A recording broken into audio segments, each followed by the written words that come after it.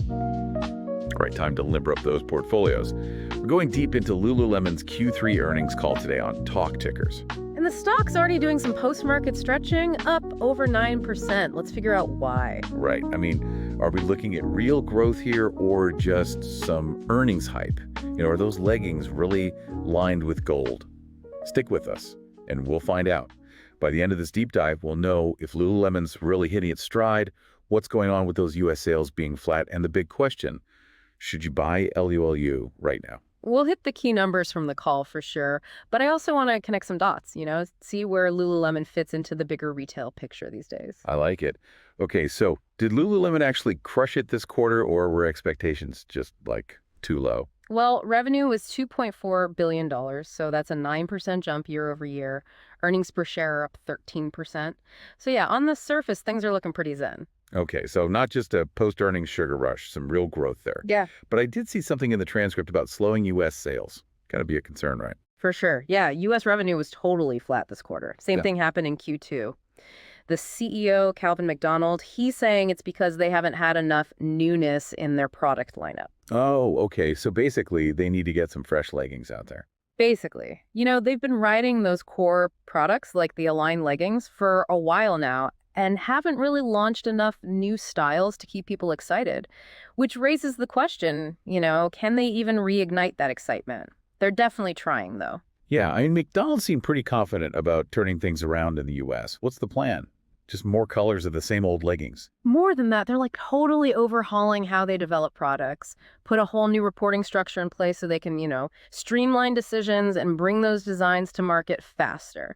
More agility, faster response, that's the goal. Makes sense. Got to be nimble in the retail world. But what about the actual products? Any hints at what this newness is going to be? Well, McDonald did talk about focusing on seasonal colors, prints, and patterns. So yeah, we should expect more variety, more trendy stuff. But will that actually drive real growth? We'll see. Okay, so the U.S. sales are a bit of a puzzle, but they did highlight some big international wins, especially in China. That's got to get investors excited. Definitely. China's looking bright for them. Revenue there is up almost 40%.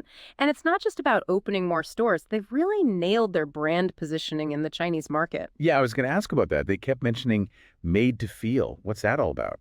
Oh, it's interesting. So they're going beyond just the practical side of their clothes, the athletic part, and they're focusing on the emotional connection people have with wearing them. They're promoting this healthy, active lifestyle, and it really resonates with that aspirational side of the Chinese consumer. So tapping into that booming middle class and their desire for a premium, wellness-focused lifestyle. Exactly. And it lines up perfectly with the government's Healthy China 2030 initiative. Talk about strategic alignment. And they're also doing a ton of community engagement events, ambassadors, the whole 9 yards, building that brand loyalty from the ground up. Smart move. And it's not just China either. Their rest of world segment, which includes Europe and the Asia-Pacific region, that saw a 27% revenue jump. They're doing something right globally. Totally. They're even using the lessons they learned optimizing their North American stores to fine-tune their international locations, really enhancing that customer experience in a targeted way, not just doing the same thing everywhere. So they're really tailoring their strategy to each market. That makes sense. But even with all this growth, the economy right now, it's a little shaky. How's their profitability looking? Are they burning cash to fuel this expansion? Well, that's where things get really interesting. Lululemon's gross margin actually expanded in Q3. Driven by lower inventory provisions and, favorable input costs. Wait, a retailer improving their margins in this economy? What's the secret? I think it shows how strong their brand is and how smart their pricing strategy is. They haven't had to resort to those deep discounts that other retailers are using, the ones that really hurt margins. Yeah. But that being said, there are some potential headwinds on the horizon. Oh, yeah. What should investors be keeping an eye on? Well, they did mention potential deleveraging on fixed costs in Q4. So all their investments in new stores, and they have this massive new distribution center, those are going to put some pressure on profitability in the short term. So playing the long game. Yeah. Investing for future growth. Yeah, exactly. But the million-dollar question, right? Is LULU a buy right now? Right. Well, they did raise their full-year earnings guidance, projecting earnings per share to end up between $14.88 and $14.16. Not too shabby, but, we need to look closer at those international numbers, their inventory situation, and how they plan to fix that U.S. sales slump before making any calls. Okay, you've got me hooked. Let's get into the details. Let's start with China. Their success there, it's more than just opening stores. They've tapped into something unique about the Chinese consumer. It's really fascinating how they've positioned themselves as more than just athletic wear in China. Like they're tapping into this idea of personal transformation, self-discovery through fitness. It's very aspirational.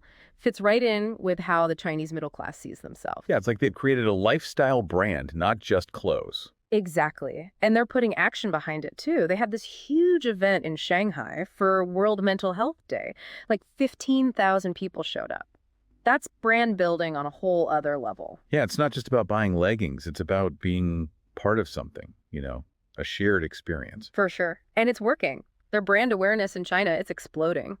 But we can't forget about their wins in other international markets too. That rest of world segment, the 27% jump in revenue, that's not small potatoes. No, definitely not. They talked about that flagship store in Melbourne, Australia, biggest one in the Asia-Pacific region, and they said it's on track to be their top revenue generator. And it's not just about size. They're really laser-focused on creating a premium experience in those stores, taking what they learned in North America and applying it globally.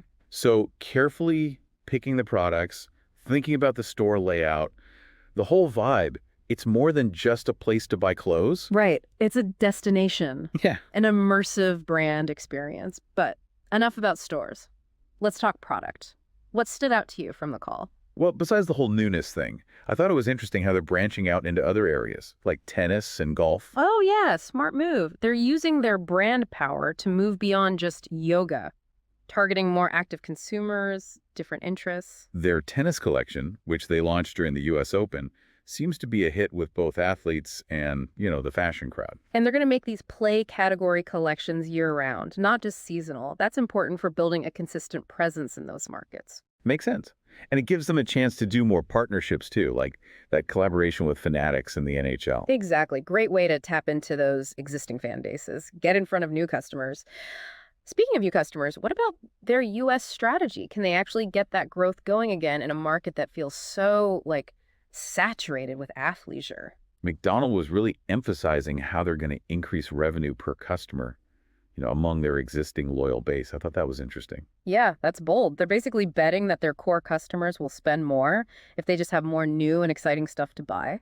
So it all comes down to that newness that McDonald keeps talking about. Yeah. But it can't just be surface level changes, right? Definitely not. They have to offer things that are actually innovative, maybe new technologies, performance fabrics, and they need to create a sense of urgency, make those loyal customers feel like they got to have these new items. They did shed a little light on that during the Q&A. One analyst asked about the inventory growth they're projecting for Q4, which seemed a little weird considering they're trying to control inventory. Yeah, the CFO, Megan Frank, she explained they're doing that on purpose. They're making sure they have enough of the new hot products to meet that U.S. sales rebound they're aiming for in early 2025. So they're expecting demand to shoot up once those new products are out there. That's pretty confident. It is. It's a calculated risk, for sure. They're putting a lot of faith in their product development team, and they're counting on their marketing to create that buzz and get people excited. Speaking of marketing, they spent way more this year, especially on brand awareness. What are they learning from that investment? Well, they're really focused on data, tracking return on ad spend for every campaign. They're not just spending blindly, they're strategic and measuring results. And it seems to be working. Their brand awareness in the U.S. is up to 36%. That's a big jump. And they're sticking with those community-based things that have been so successful, local events, ambassadors, working with fitness studios. It's that real grassroots approach Yeah. that makes them different from those big, faceless athletic brands. It is. They're building a community, a tribe of Lululemon fans. But, they're not all about good vibes either. They're paying close attention to the economy and how those changing trade policies could impact them. Right. And analysts did ask about their exposure to tariffs, especially on those imports from China. And that's where their sourcing strategy is a big advantage. They have very little exposure to China. Only about 3% of their stuff comes from there. That's way lower than a lot of their competitors. Puts them in a much better position if there are trade disruptions. Totally. And they're not just waiting around either. They're actively looking at different options to minimize any negative impacts. So to sum it up, Lululemon has a lot going for it. Strong growth internationally, a solid plan to get those U.S. sales back on track, and a real commitment to innovation and community building.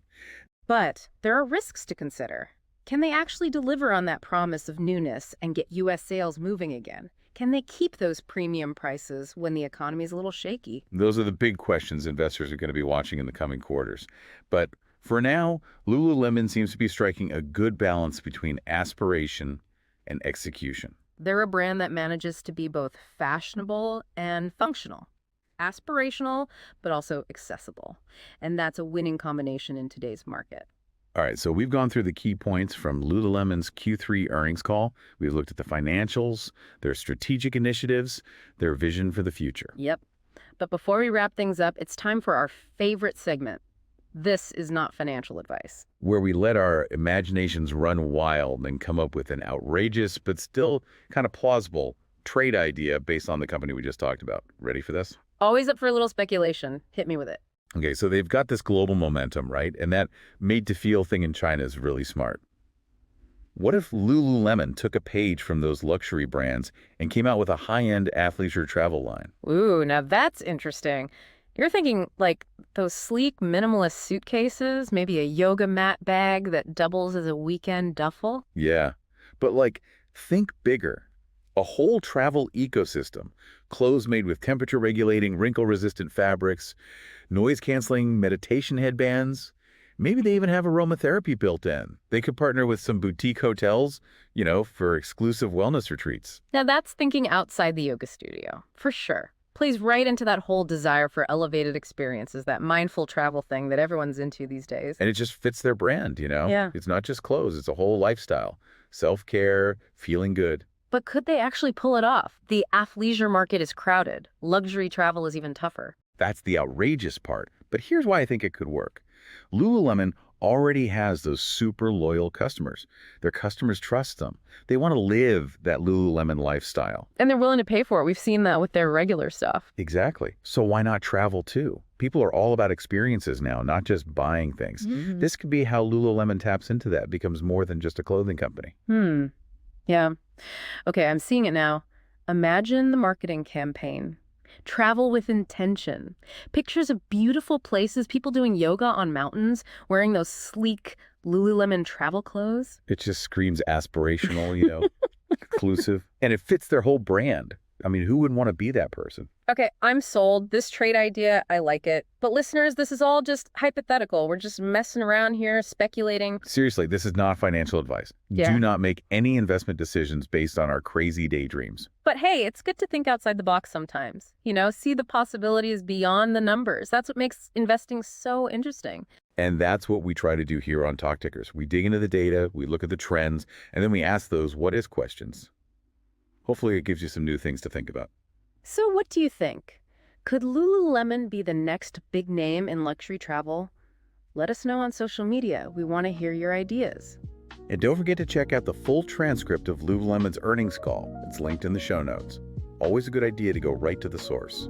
Absolutely. All right, that wraps up our deep dive into Lululemon's Q3 earnings. We looked at their strong performance, talked about their strategic moves, and even took a little flight of fancy with that travel line idea. Thanks for joining us on Talk Tickers. Catch you next time for another breakdown of an exciting earnings call.